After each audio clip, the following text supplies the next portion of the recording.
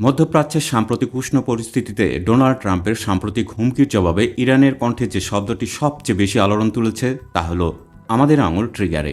আন্তর্জাতিক রাজনীতিতে এটি কোনো সাধারণ বক্তব্য নয়, এটি একটি সতর্ক সংকেত যেখানে শব্দের চেয়েও নীরবতার অর্থ বেশি গভীর। এর মানে দাঁড়ায় সিদ্ধান্ত নেওয়া হয়ে গেছে, এখন শুধু ঘটনা প্রবাহের অপেক্ষা। এই বক্তব্যের মধ্যে দিয়ে ইরান মূলত জানিয়ে দিয়েছে যদি যুক্তরাষ্ট্র বা তার মিত্ররা কোনো সামরিক পদক্ষেপ নেয় তবে প্রতিক্রিয়া সীমিত থাকবে না। মধ্যপ্রাচ্যের ভূরাজনীতিতে এমন অবস্থান মানে শুধু দুই দেশের দ্বন্দ্ব নয়, বরং পুরো অঞ্চলকে অস্থিরতার দিকে ঠেলে দেয়। হরমুজ প্রণালী যেখানে দিয়ে বিশ্বের একটি বড় অংশে তেল পরিবহন হয়, সেই রুট এক মুহূর্তেই বৈশ্বিক সংকটের কেন্দ্রবিন্দুতে পরিণত হতে পারে। এখানে প্রশ্ন ওঠে, ট্রাম্পের এই হুমকি কি সত্যি যুদ্ধের ইঙ্গিত, নাকি এটি একটি রাজনৈতিক চাপের কৌশল? যুক্তরাষ্ট্রের অভ্যন্তরীণ রাজনীতিতে শক্ত অবস্থান দেখানো ট্রাম্পের পুরনো কৌশল।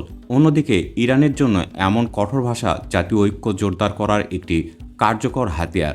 দুই পক্ষই নিজেদের জনগণের সামনে শক্ত থাকার বার্তা দিচ্ছে, আর ঠিক এখানেই সংঘাতের ঝুঁকি সবচেয়ে বেশি।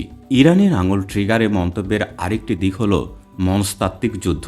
সামরিক শক্তির ভারসাম্য যুক্তরাষ্ট্রের দিক ঝুঁকে থাকলেও ইরান জানে যুদ্ধের খরচ শুধু অস্ত্রে নয়, অর্থনীতি, রাজনীতি এবং বৈশ্বিক স্থিতিশীলতায়ও পরিমাপ করা হয়। একটি বড় সংঘাত মানেই তেলের দাম বৃদ্ধি, বাজারের অস্থিরতা এবং বিশ্বের বহু দেশের উপর অর্থনৈতিক চাপ।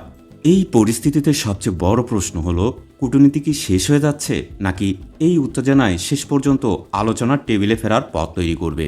ইতিহাস বলছে মধ্যপ্রাচ্যে শব্দের যুদ্ধ অনেক সময় বাস্তব যুদ্ধের আগের সংকেত হয়ে ওঠে। আজ আঙুল ট্রিগারে আছে বলে যে ঘোষণা দেওয়া হয়েছে, আগামী দিনে সেটি সত্যি ট্রিগার টানা পর্যন্ত গড়াবে কিনা সেই উত্তর লুকিয়ে আছে পরবর্তী কয়েকটি সিদ্ধান্তে। তবে একটি বিষয় নিশ্চিত, এই মুহূর্তে মধ্যপ্রাচ্য আবারও দাঁড়িয়ে আছে এক অস্থির সন্ধিক্ষণে, যেখানে একটি ভুল হিসাব পুরো বিশ্বের গতিপথ বদলে দিতে পারে। এরকম ভিডিও আরও পেতে চাইলে আমার এই চ্যানেলটিকে সাবস্ক্রাইব করতে পারেন। নিয়মিত আপডেট নিয়ে আপনাদের সাথে নিয়মিত আছি। ভালো থাকুন, সুস্থ থাকুন এবং নিরাপদে থাকুন।